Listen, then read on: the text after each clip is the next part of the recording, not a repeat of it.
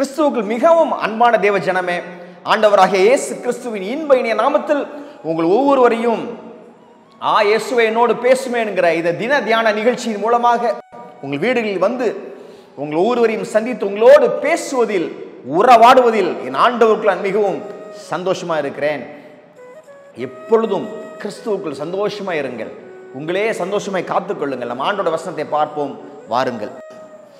2 நாளாகமம் 15:7, நீங்களோ உங்கள் கைகளை நெகிழ விடாமல் திடன் கொள்ளுங்கள், உங்கள் கிரியைகளுக்கு பலன் உண்டு என்றான்.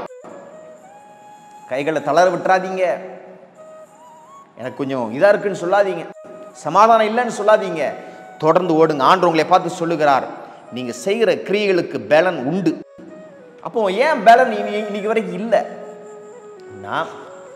ஆண்டவர் சொல்றாரு, 2 நாளாகமம் 15:3 சொல்லுகிறது, இஸ்ரவேலிலே அநேக நாளாய் மெய்யான தேவனும் இல்லை, உபதேசிக்கிற ஆசாரியனும் இல்லை, வேதமும் இல்லை. ஹோலி பைபிள் இல்லை, பாஸ்டர் கிடையாது, ஏன் ஜீசஸ் கிரைஸ்டும் கிடையாதான். அப்புறம் எப்படி கையின் கிரியைகள் ஆஸ்வதிக்கப்படும்? ஆண்டவர் சொல்லுகிறாரு, உன்னை முதலாவது சத்தியத்தை அறிய பண்ணுவேன். யோவான் 8:32 சொல்லுகிறது, சத்தியத்தையும் அறிவீர்கள், சத்தியம் உங்களை விடுதலையாக்கும் என்றார். ஹல்லேலூயா. சத்தியம், the word of God, அதை உங்களை அறிய செய்வார், அது உங்களை விடுதலையாக்கும். Hallelujah. Yes, thank you Jesus. பாருங்க, 2 நாளாகமம் 15:15 பின்பகுதி, கர்த்தர் அவர்களுக்கு வெளிப்பட்டு சுற்றுப்புறத்தாரால் யுத்தமில்லாதபடிக்கு அவர்களை இளைப்பாற பண்ணினார்.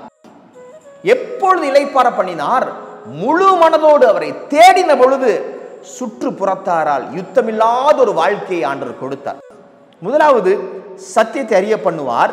2வது, ஆண்டவர் நீங்க அவரை தேட வைத்து உங்கள் யுத்தங்களை ஓய பண்ணுவார். ஹல்லேலூயா. ஆமா, நீங்கள் சத்தியத்தை அறிய அறிய உங்களுக்கு எதிரான எல்லா யுத்தங்களும் தகர்ந்து போகும்.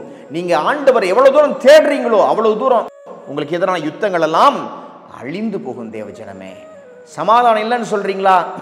ஆண்டவரை தேடுங்கள், சத்தியத்தை அறிந்து கொள்ளுங்கள், ஆண்டவர் உங்களுக்கு சமாதானத்தை கொடுப்பார். உங்கள் கையின் பிரயாசம் எல்லாம் வீணாகுதுன்னு சொல்றீங்க, இல்ல, கையின் பிரயாசங்களை ஆண்டவர் ஆஸ்வதிப்பார்.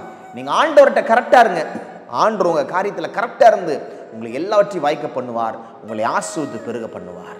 நாம் ஜெபிப்போம் பாருங்கள். ஆண்டவரே, ஜனங்கள் சொல்றாங்க என் கையின் கிரியைகள் எல்லாம் ஆசீர்வதிக்கப்படவில்லை என்று சொல்லி கவலைப்படுறாங்கப்பா.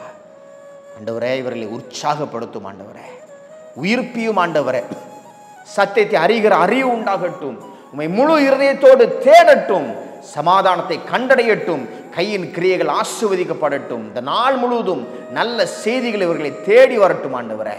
இவர்களை முத்தமிட்டு ஆசீர்வதியும் அப்பா, இவங்களை கட்டிக்கொண்டு அரவணைத்து இவர்களை ஆசீர்வதியும் ஆண்டவரே.